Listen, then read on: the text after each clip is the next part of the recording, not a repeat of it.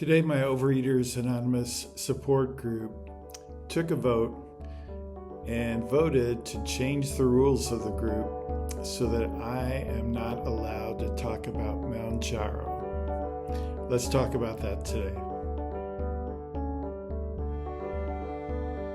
If this is your first time here, my name's Chris. Welcome. And one of the things I share on this channel is my journey with Mounjaro. I've been battling overeating, being obese, for about 20 years now. The last several years I've been in and out of eating recovery groups, and it's been a similar effect as dieting for me. You know, there's been some months I've put together what they call abstinence, followed a strict eating plan, lost some weight, but then put on most or all of it back. And just like all the diets I've tried in the past, it's not sustainable. And even though there are some valuable principles and good support there, when I look around at the people at the meetings, I mean, most of them are overweight. Most of them are struggling with their eating. The people who have sustained abstinence, people who are at a healthy weight, are the exception by far. So I see my primary doctor every 6 months. I had gained back some weight I'd lost. I was up about 20 pounds. So obviously that's a topic every 6 months, getting my weight in a healthy place. For a coworker of mine, I had found out recently had lost about 80 pounds on Mounjaro without big side effects. I mean, it was just, and he looked amazing. He's around my age. So I started thinking about that as I was approaching my appointment. Started kind of binge watching some YouTube videos on Mounjaro and just found amazing video after amazing video of people who had lost 50, 60, 70, 80, 100, 120 pounds who were keeping it off as long as they stayed on the medication. So I decided recovery just is not working for me. It's got good things in it, but the bottom line is I need to lose weight, and I wasn't losing weight, and I was actually regaining weight I had lost. So talked to my doctor. She agreed to put me on Mounjaro. And so how did it go? The first 2 weeks were great. I was having less food noise, appetite suppression, not craving, getting full fast when I did eat, and the better quality food that I ate, the better I felt. So it was going great. The food noise, I didn't realize how much I was thinking about food until I got on Mounjaro, and that's like cleared away. I was sharing all those things in my OA meetings. I actually have been going to a meeting that meets every morning at 6 a.m.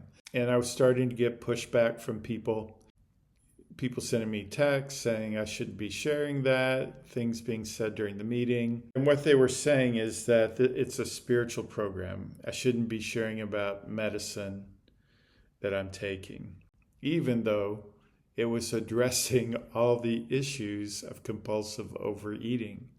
You would think people, I mean, I'm in a room full of people who've been struggling for decades with their weight. I would think they would be interested in someone who was trying this. Oh my goodness, that was not the case.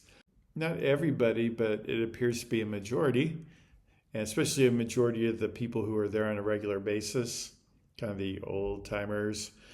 Oh my goodness, not happy with me sharing about this.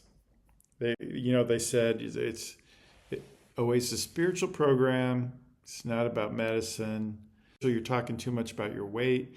You're talking too much about weight loss. You're talking too much about, cravings. You should be talking about your higher power, 12 steps, all those things. What I found out today, though, is earlier this week, a group of them met before a meeting and voted to change the guidelines of our group to prohibit talking about Mounjaro or weight loss medications. So I have been silenced in the meeting unless I won't talk about Mounjaro, and I'm not going to do that because it seems dishonest to me. I'm having these great experiences, but it's not because of my meditation. It's because of my medication, not my meditation. And so to authentically share about my experience, I have to be able to share about this. Otherwise, I'm being fake. I'm acting like it's all a spiritual thing. So I'm not going to go back to the meeting. I debated if I want to try to kind of make a stand for this, but, obviously most of the group does not want me sharing about this. So I don't really want to be in a group where most of the people feel that way. I want to be in a group where people are happy for me when things are going well. So I don't see a point in trying to convince these people to be supportive. And so I don't know what I'm going to do next, but I'm going to have to find my support elsewhere. I think they're going to look back on this with regret because in 12 months, 18 months, it's going to be like Weight Watchers. Half of OA is going to be on weight loss medication. And so I've been silenced. I was getting pushback, but I was like, I'm still working the spiritual program. I'm just sharing what I'm doing. I'm sharing my experience. I'm not telling anyone else what to do. I don't see how I'm harming anybody in the group by talking about Mounjaro. What harm is that doing? The majority of the group, they're super upset and they wanted to stop and they voted, changed the rules, and now I'm prohibited. So I won't be going back to the group, but here's what I want to conclude with. But I think it applies to all overeaters. The message you get in OA is that if you work the program, you will overcome compulsive overeating. But the evidence in the program does not support it. You go to an OA meeting, and it's a meeting full of obese people and maybe a couple thin people. I'm really standing up against this message that the reason you're obese is because you're not spiritual enough. And if you were just spiritual enough, if you're just working the steps, if you're just using the tools, if you were just following the program, you would overcome compulsive overeating. I think the science is already clear, and it's going to be just over the next several years going to become common knowledge that there is something physical going on. It affects your thinking, it affects your physical craving, it affects your hunger, it affects your satiation. And many of us reach a point where something happens. I wasn't heavy until my 40s, and then my weight has just gone up. I eat more than I ate when I was young, craving, food noise, it's all just worse and worse, or maybe I should do this, worse and worse.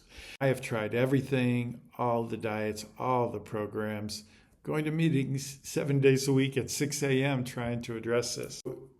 I'm here to tell you, you're not overweight because you're not spiritual enough. You're not overweight because you're not a good enough person. You're not overweight because you don't have willpower.